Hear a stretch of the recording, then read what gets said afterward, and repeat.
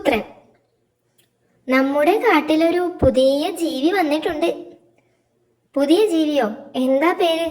പേര് പേര് ഓർമ്മയില്ല. സ്വന്തം പേര് ഓർമ്മയില്ലാത്ത ജീവിയോ? അവനല്ല, എനിക്ക് ഓർമ്മയില്ലെന്നാ പറഞ്ഞത്. ഇത്രയും പൊക്കം കാണും, ഇത്രയും തടിയും കാണും. കൊമ്പുണ്ടോ? കൊമ്പില്ല. കണ്ണും വായുമൊക്കെ ഉണ്ടോ?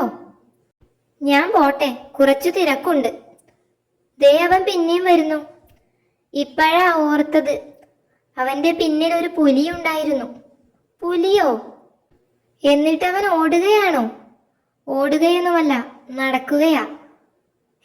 അവന് പേടിയില്ലേ? പേടിയോ? എന്തിന്? കൊള്ളാമല്ലോ, ഒരു പുലി പിന്നാലെ വന്നിട്ട് പേടിയില്ല. മിക്കവാറും ആ പുലി അവന്റെ അടിമയായിരിക്കും, അതാ പിന്നാലെ നടക്കുന്നത്. അതിപ്പോ ഞാനും തന്റെ പിന്നാലെ നടക്കുന്നില്ലേ? അത് പക്ഷെ അടിമത്തമല്ലല്ലോ. അടിമൊത്തം തനിക്ക് കിട്ടാറുണ്ടല്ലോ. അടിമൊത്തം എന്നല്ലടോ, അടിമത്തം, അടിമയായി ജീവിക്കൽ. എന്നാലും ആ അടിമപ്പുലി എന്തിനാ അവന്റെ പിന്നാലെ നടക്കുന്നത്? ദേ അവൻ പിന്നെയും കൂടെ ആരോ ഉണ്ടല്ലോ. ഇവനാണ് ഞാൻ പറഞ്ഞ പുള്ളി. ഇത് കഴുതപ്പുലിയാ.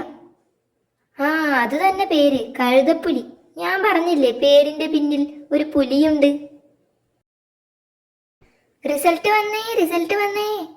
ആശാനെ, ബാലഭൂമി ഇലക്ഷൻ റിസൾട്ട് വന്നെന്ന്. എൻ്റെ അമ്മോ! എന്തു പറ്റി ആശാനെ? എണീക്ക്.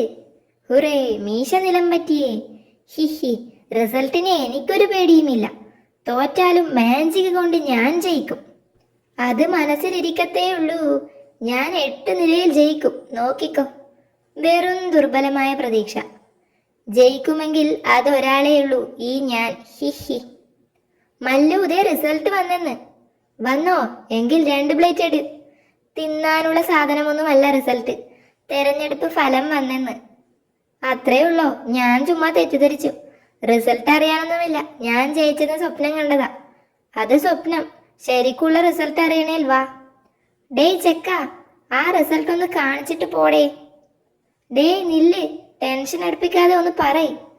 ഹിഹി, ഈ റിസൾട്ട് വന്നെന്നാ ഞാൻ പറഞ്ഞത്. എനിക്ക് എല്ലാത്തിനും A+.